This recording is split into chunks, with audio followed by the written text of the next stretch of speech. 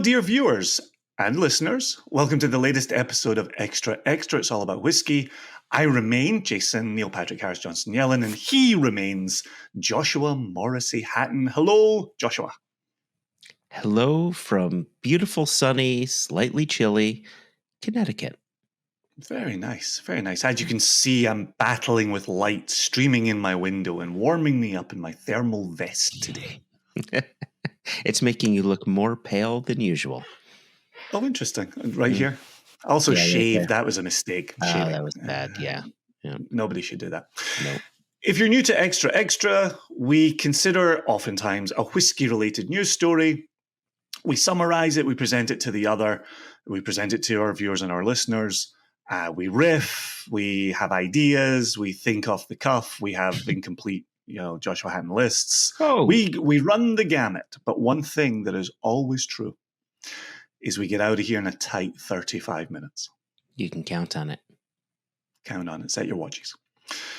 However, today we're actually going to start with an email before we get to our story of the day. So hold on to that banner, Joshua. We're not going to go banner just yet. Okay. You ready for this? Yep, I'm ready. Strapped We in. have an email from Eric Ramon. I think when he gets together with his siblings, they are the Ramones, but this is just singular. This is Eric Ramon. He loves being sedated. Loves it. Hi, J&J, exclamation point. Mm-hmm. I had meant to send this back when I first listened to Season 4, Episode 17. Shows how forgetful I am. This is in regards to your comments toward the end of the episode, where you all mentioned how you felt like your job was to introduce and turn people onto a distillery when you bottle something from said distillery. Mm-hmm. I just wanted to say you gentlemen have at least one success story in me. I was able to have some of your Dalhuin 9-year-old bourbon cask at a local bar and absolutely fell in love. That also happened to be my first SCN bottle. Wow. Welcome, Eric. It's good to have you. Welcome indeed. Well, anyways, after that, I quickly sought out and found a few more expressions of Dalhuin and found that I think I just love that distillery's character, as I have loved all of them I've tried. It also inspired me to find many more of your own bottlings, which I have loved them too, as well as being introduced to another distillery I haven't had before, Inchgauer. Anyway, nothing revolutionary or super interesting here. Just wanted to say a big thank you to you two and Jess for doing what you do and helping us whiskey fans explore and find new things to try and fall in love with. Thanks, Eric. What a absolutely lovely email to receive. Isn't that our remit, right? Just introducing people to new distilleries. That's one of the things I love most about being an independent bottler. Well, I have to say, Eric has inspired me this day to pour a little Inchgauer. And you have some Inchgauer too. So you seem to have more inches in your Inchgauer than I do. I opened this last night for a tasting I was doing. All right. And so I had it right beside me, ready to fire. Here's to Eric. And I thought the Inchgauer, as well as Eric's comment there, it was also timely. You just came back from Chicago, where you were saying Mike Miller at Delilah's has been absolutely plowing through bottles of our Inchgauer. He just opened his 7th bottle of our 10-year-old Inchgauer. People are plowing through it. I think he charges $15 for an ounce, so really good price on it. And yeah, people are digging it. I'm really happy to hear that. While we're recording this, I have a fly buzzing around that I'm actually trying to capture. And it just escaped from my clutches, but it meant I put a white piece of paper in the sunlight, and I got even paler for a second. So, is it a grundlefly? I don't know what that is. You haven't seen the movie The Fly, Jason? Oh my gosh. Oh, I have. Yes, I have. Many, many years ago. Jeff Goldblum or the 1950s original? Oh, I took the Jeff Goldblum Goldblum one. Yeah. All right, I got you. Well, here's to Eric, here's to Mike Millen, everyone who's drinking it, Delilah's and Inchgower, right? Well worth seeking out.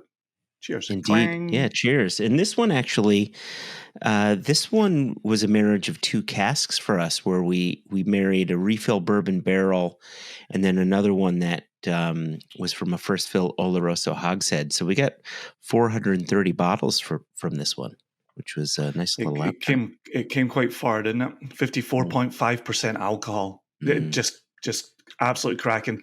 Obviously went over very well at a tasting last night. So, yeah.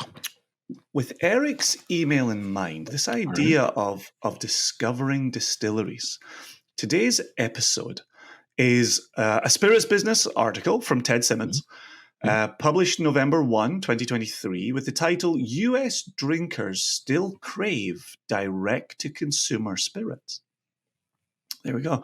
And as Eric was saying, he meant to write in after Season 4, Episode 17, and here we are, Season 4, Episode 22. So we didn't sit on his email, which we are guilty of doing, no doubt about it.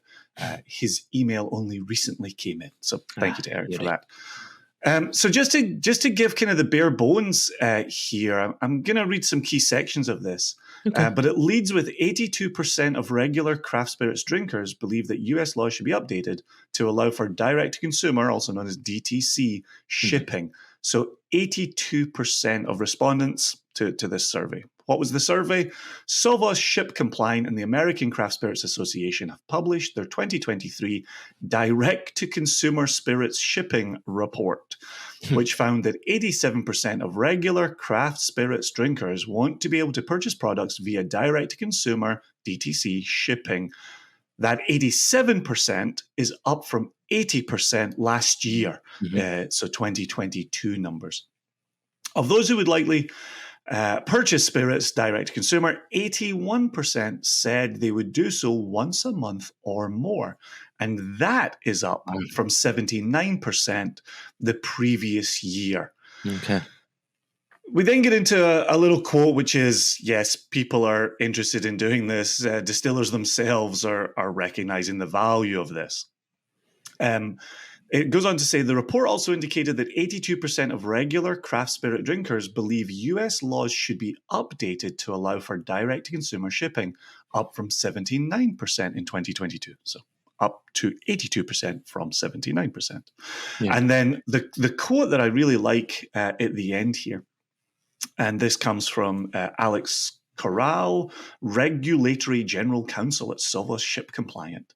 And Alex Corral says, it is notable how many DTC shipping bills have been introduced in large population states in recent years.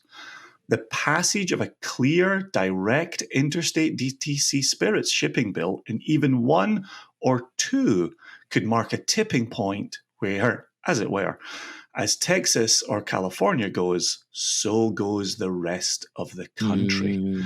It then talks about, what people would be looking to spend on a monthly basis, how many would be willing to take a spirit subscription from a distillery.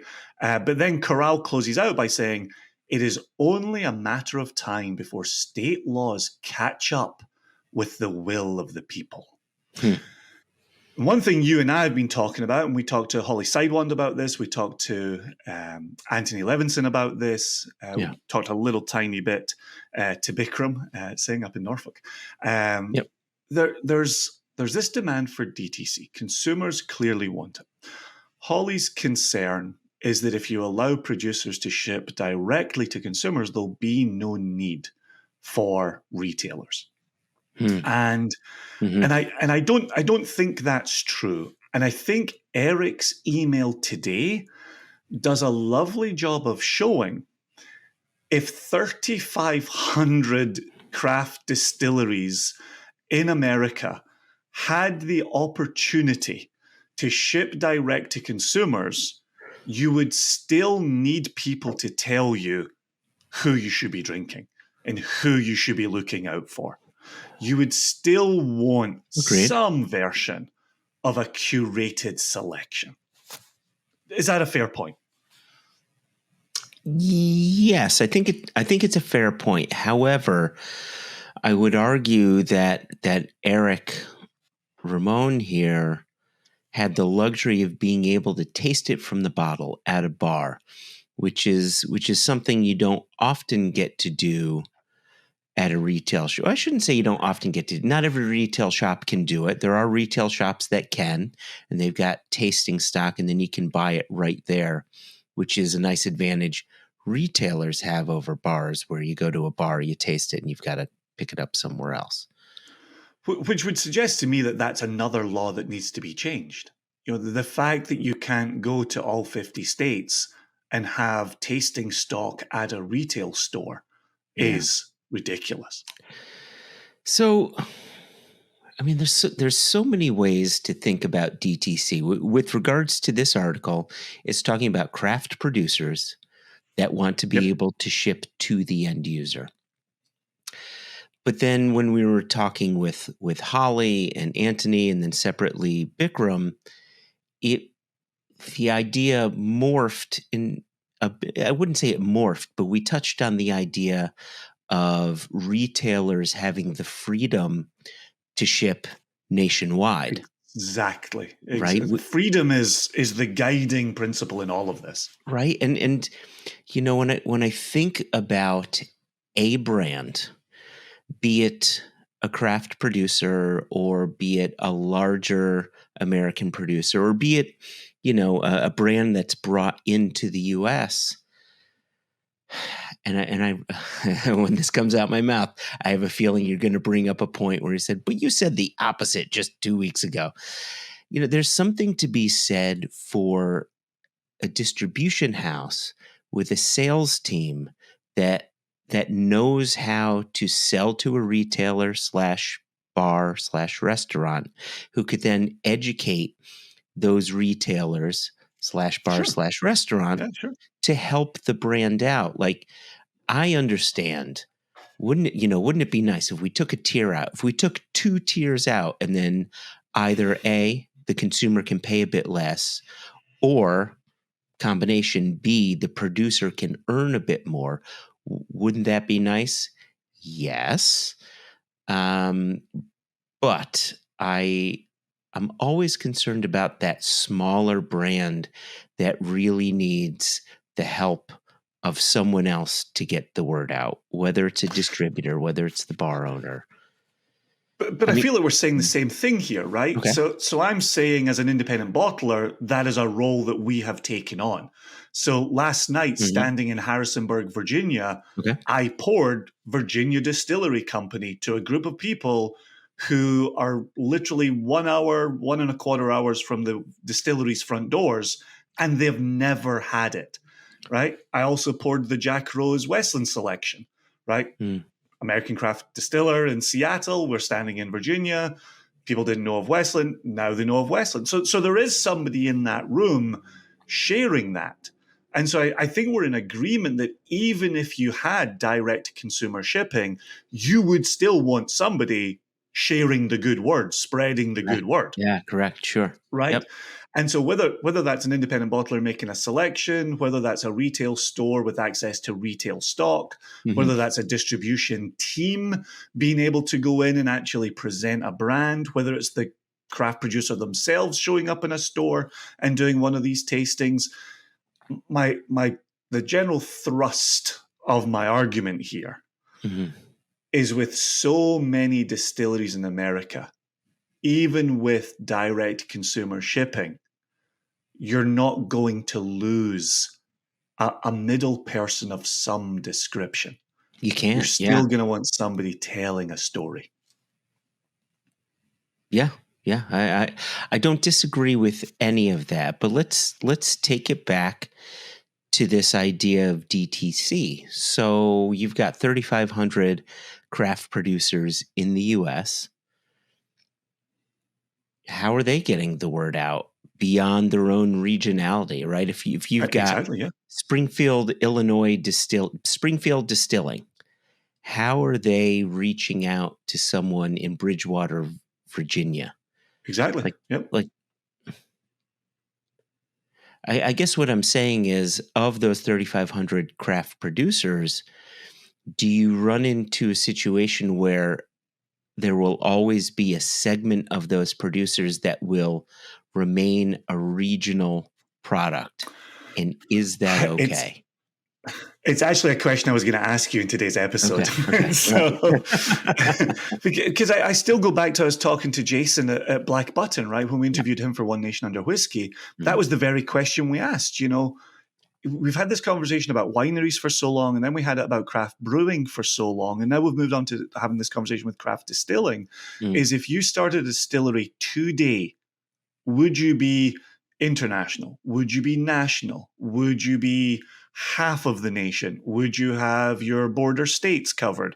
Would you only be in your own state? Would you only be in your own county? Mm. Right? Like what would that look like if you opened today? And how could you grow beyond that? Obviously, you would need money to grow beyond that. You would need Mm. to be pounding the pavement. You would need to be in bars and retailers. The problem, as I see it, is as soon as you're out of market, somebody else is in market right behind you. And how do you Yeah. sustain your message when you're not in a distant market regularly? That that's a tough one. You know, is it taste? Is it quality? Is it presenting to people, those who influence on the products that they're tasting? Is it just knowing that, man, they really liked it and they're going to preach about it? Mhm, It's mhm. interesting. I'm on. You'll be happy about this. I'm hating Facebook more and more these days.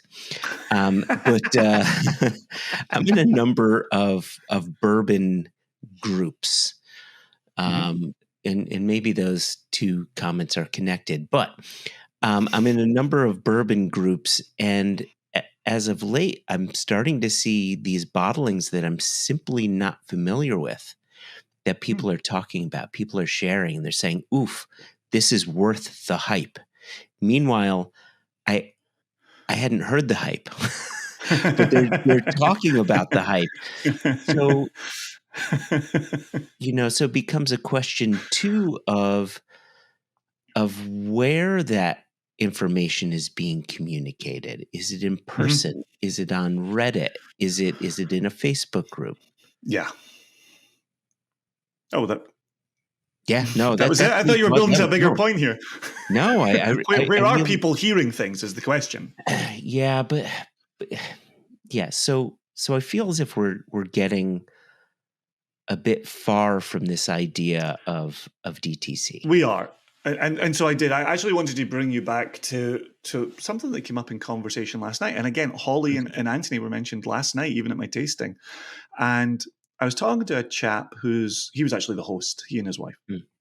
And he's from Albany, New York, and he was just back in Albany, New York. And he was busy saying, when I go back to Albany, and I said, how far is Albany from Saratoga Springs? And he said, oh, actually, my sister's in Saratoga Springs, and I was just there. And I said, oh, you want to look out for First Fill Spirits there? Holly Sidewand is there.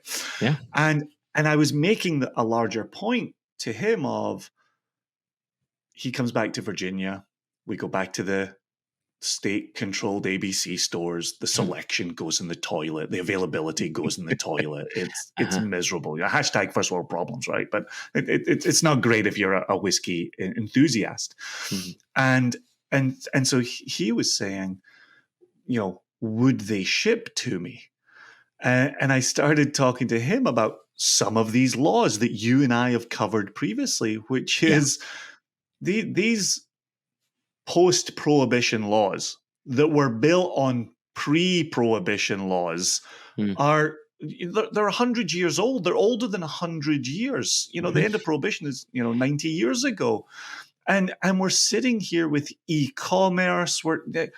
Who 100 years ago thought a private individual would be getting daily deliveries from across the nation and from around the world? No, it wasn't a thing. I mean, at that point, we Nobody. weren't even 50 states at that point. So they couldn't even consider the bigger picture. And so I was saying to him, and this is something you've grappled with on Extra Extra, is we need the federal government to make a decision here. We need the federal government to say, do this with your shipping laws. Instead, the federal government says, let's make this a state's issue. And individual states can make up their own laws for how they want to do it. But that only created the mess we're currently in today, which is you can go to Albany, New York, but you can't necessarily get your whiskey sent to you in Harrisonburg, Virginia.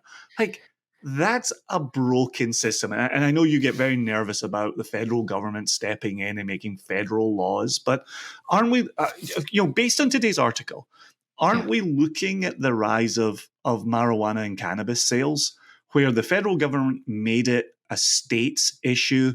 They said, we will not get involved, go and do what you're going to do.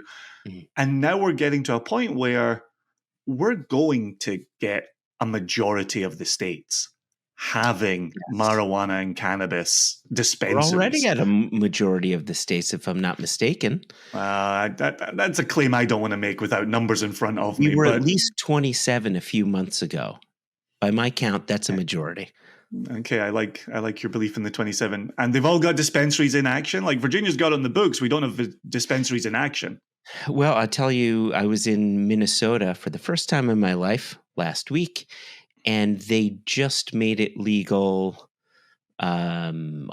just a few months back. You can go into a liquor store and buy gummies, like high octane, full THC gummies at a liquor store. Right. So to my larger point is, if the federal government kicks the can and puts it into the states, and the quote that we've got here, a number of states are allowing intra-state shipping. Intra-state shipping, right?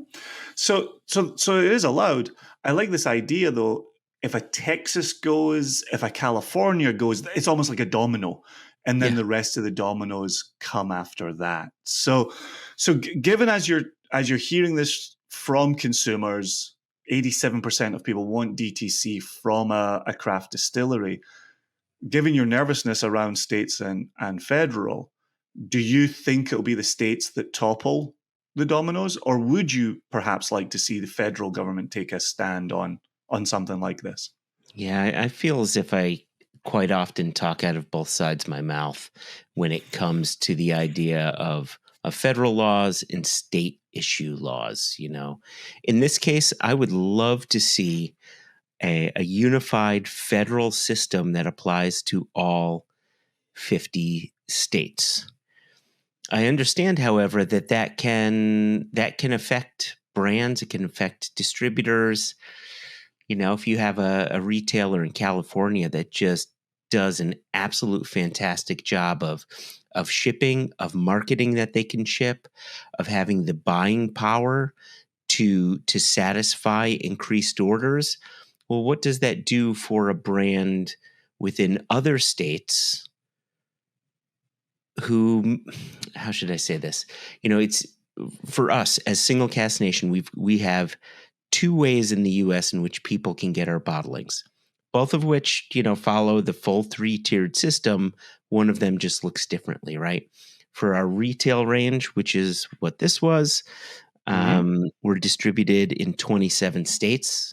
I wonder if it's the same 27 states as the ones with cannabis. Coincidence? Maybe not. But then we also have our online sales where we employ a number of distributors to help us ship legally to the states, that they are legally able to ship to. If we found out that there was a retailer in Wyoming that could satisfy all of the sales for everything that we import, how would that affect potentially affect the 26 other states that we sell to? Would we as a brand want to say, well, maybe we just put all of our eggs in this basket and make it easy? And then what does that say for the people who don't want to buy online, who just want to buy local, right? So there's I just don't think there's a clean answer to it. I think there's ramifications to these answers, to how you answer these questions, I should say. So It strikes me in the example that you give, you're not going to get one liquor store that has all the brands, that has all the single cask, that has all the offerings, right? That's been one of the interesting things in talking to different people about Amazon, right? Like, what's the one store that services all states and gets things to your door really quickly? Amazon, right? The concern isn't that Amazon, if they enter liquor sales, will have all of the really cool esoteric stuff, right? They're going to have a lot of your big box store offerings, and you go, yep, that's great. A Holly Side Wand is still going to have a curated independent bottling selection. So you may end up going to 2 or 3 stores to get all of your demands met. That's not really any different from how I'm currently shopping. I'm just looking for the ones that will safely, legally ship to me in Virginia. So maybe your options change. Maybe, if everybody can ship to me in Virginia, then our local ABC stores have to do business differently, right? I know it's very easy to look at this with a glass half full kind of mentality as a consumer, right? As a consumer, all the things I want will be available to me right away. Oh, life will be good, right? It's not going to be that easy. We are also conflating the demand in this article for distiller, producer, direct consumer shipping. 2 very different things. Yes. And retail store brand shipping direct to consumer, which I firmly believe both should be allowed. Both should absolutely be on the table. I agree. And I don't know if this was an article that we read previously and or part of the conversation that we had with Holly and Anthony, which it was this idea that a producer, whether it's a distillery or a winery or what have you, would perhaps have certain things that they would only sell directly from the distillery, from the winery, but still have other more core products, or maybe even special editions that are not meant to be DTC. That way they can satisfy both elements, where they're selling through standard 3-tier, but also have the ability to satisfy certain orders on certain products directly from their distillery or their winery. Yeah, I don't want to wander too far away from our topic of the day, but I am curious, based on that model that you're suggesting. Somebody last night was talking to me about travel retail and saying, on my way back into the country, I picked up a bottle at travel retail. And I'd never really thought about buying in country when I'm out of country and bringing it back in. And we kind of got into this conversation about, where is travel retail currently? It used to be a place where you could get a cheeky wee bargain, right? A liter of your favorite whiskey that wasn't available in stores, right? That size of bottle wasn't available in stores. Then it became a place for some kind of special bottlings that were worth looking out for. And then it felt like it came to be a place that had special bottlings that were not worth looking out for. And there was a lot of 40% and 43% being put. I'm not going to say dumped. I'm thinking dumped, but put into travel. And now you sometimes hear like, oh, that's in travel and that's in travel. You might worth looking out there. Are you getting that sense, this idea that you're talking about right now, about there is still some places to put special things? Yeah. Do you think travel retail is rebounding as a place to put special things? Well, interestingly, I think another way to look at it is a place for brands to put potential new things in, right? If memory serves, Seneg from Kilhoman was a travel, duty-free exclusive, and then it became a core product. I could have that wrong, but I don't think that I'm wrong, right? And so you can use travel retail to just gauge the success of this potential product. Hey, if it works, then let's release it elsewhere, which makes me wonder, Ardbeg smoke trails with this, That's exactly the one I'm thinking of. Tanzania. That's exactly it.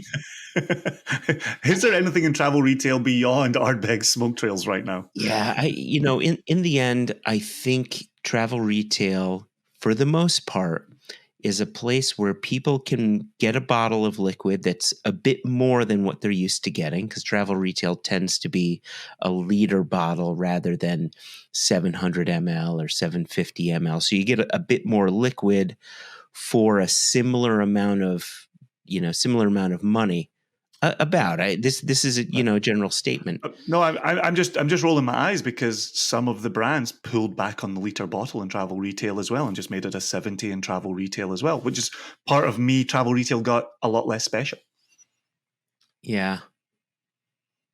I'm not sure I have the best answer for this. I would say, however, that travel retail or duty free could have a heck of a rebound if they opened up to who they could sell to. Right now, you have to travel internationally. You can't travel domestically to gain access to any of the bottlings in duty free. Imagine the amount of money the duty free shops could make if that could happen. Imagine the exposure some of these brands would have if they would allow that to happen. The problem is it's because it's duty free. It's because you're meant to be going outside of the country, and why pay duties within the country, right? So I get that. Then if they could put those brands into retail stores, they could sell even more. I like your thinking, Josh. We should do away with duty. I am totally on board. You send out the petition, I will sign it. Let's get rid of duty. Okay, can you remind me how we got here, though? Because I agree, this is a bit of a stretch from what you were saying to DTC. So you were hanging your hat on the potential for distillers to have special releases that were maybe only at a distillery, or yes. Perhaps as you and I are expanding this model anyway, perhaps retail stores. That's what I was thinking today when I was reading this article. Perhaps retail stores would have offerings that were particular to them that could become available DTC across state lines as well. So as you were talking about special corners of lines, it got me thinking about travel retail, given that is a place where traditionally brands have put special corners of lines just to try things out or have an additional option. Yeah. The difficult thing with this idea of DTC, especially within the US, and it rang true when we were speaking with Holly and Anthony. It rang true with Bikram. It's ringing true now, is that it can take on a number of different forms depending upon how you want to look at it. And I think that no matter what changes we see, they will and will have to be incremental. Nothing just moves. We have just like it is with legalization of marijuana within the US, this state does it. And then just like with the example that the article showed of, California and Texas do one thing, will states follow? So so maybe that is the case. It's just going to be step by step by step. And it has to grow in a way that not just the consumer is comfortable with, but the consumer to the retailer, to the distributor, to the producer. And figuring that out.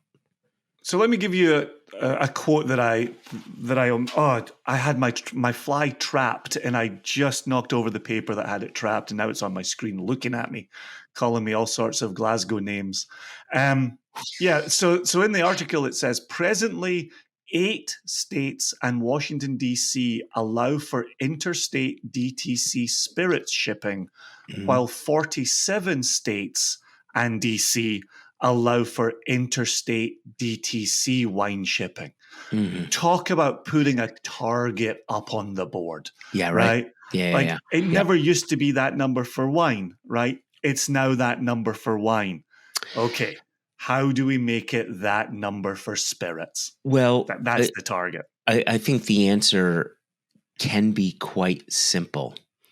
You need the post office, you need UPS, and you need FedEx or DHL, whomever. You need these shippers to be okay with it right now. And I think, and I could be wrong, and viewers, listeners, or even you, Jason, please correct me if you feel I'm wrong or if you've read differently. But part of the reason why these shippers are hesitant to ship liquid is because of the high alcohol content on some of these items, which I think is not necessarily, like, it seems like just an excuse to me, because we do plenty of air freighting around with high octane liquid. Like, it seems stupid. Is it back to just being able to more easily collect a tax? I don't know how it's done in wine, but it would Yeah, right. stand to reason that you should be able Yeah. to follow a wine model Yeah. and just translate it to spirits. Yeah. Yeah. No, I think that is primo. Let's end the DTC conversation there. I want to reiterate that going back to this Inchgauer is remarkable. I'm just getting, coffee notes, dark chocolate notes. That Inchgauer spirit is still in there. There's no doubt about that. It is such a wonderful drinker. Jason, I would argue that the spirit character isn't just still in there. It's being framed so wonderfully by the oak, that sort of earthy, heavy spirit presence that Inchgauer is known for is just amplified with, we had that refill bourbon cask that just lets the spirit shine.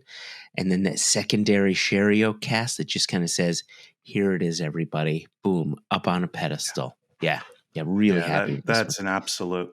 That's a winner. And I like the fact that it's not just you and me sitting here saying, that bottling we put out, it's a real cracker. It's Mike Miller at Delilah's saying, I've just opened my 7th bottle that has been purchased by consumers who come into Delilah's. It's also the bottle that that's the one I emptied at the Jack Rose Premier Drams as well. That's when people came back. My friend says, I got to try this. I've tried a lot of things. This is the best thing at the show. I've had this previously today. I'd like another pour and another pour. Like it's a winner. So there you go. It's in retail. Go look for it. It's not on our website. See if you can find someone who will ship it to you. Good luck with that. But no, this was cracking. I love the fact, as much as we started with Eric's email saying, hey, thanks for drawing my attention to a couple of distilleries here. I love the fact that we're on here saying DTC, DTC, DTC, right? We want it. Our listeners want it. Our viewers want it. Holly Side One doesn't want it, but I think Holly will make out well from it as well, because she's good and she knows exactly what she's doing with her curated selections as well. There you go. If you want to be like Eric and drop us a note, you can send it to info@singlecastnation.com or questions@onenationunderwhiskey.com. No E in whiskey. That's it, Joshua. I thank Eric for emailing in. I thank you for your time. I thank Tim. Am I getting the name right? Ted Simmons. Ted Simmons. Really quickly, Only Ted, he's such a lovely guy. He worked hand in hand with our very own, one of our favorite people of all times, Susanna Skyver Barton at Whiskey Advocate, before he was with the spirits business. So he's someone I got to see on the reg, as the kids say, and lovely guy. Yep. Awesome. Well, cheers to Ted for giving us a DTC article to talk about today.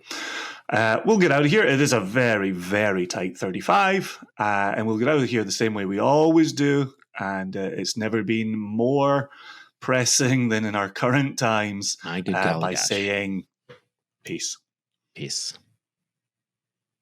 No balloons, Jason. It's for the it's dead. because you're doing the UK. It thinks you're doing something else, Jason. There we go. That was me just scratching my nose, got the balloons. So. Happens every time. All right, you got your balloons, Joshua. We're out of here.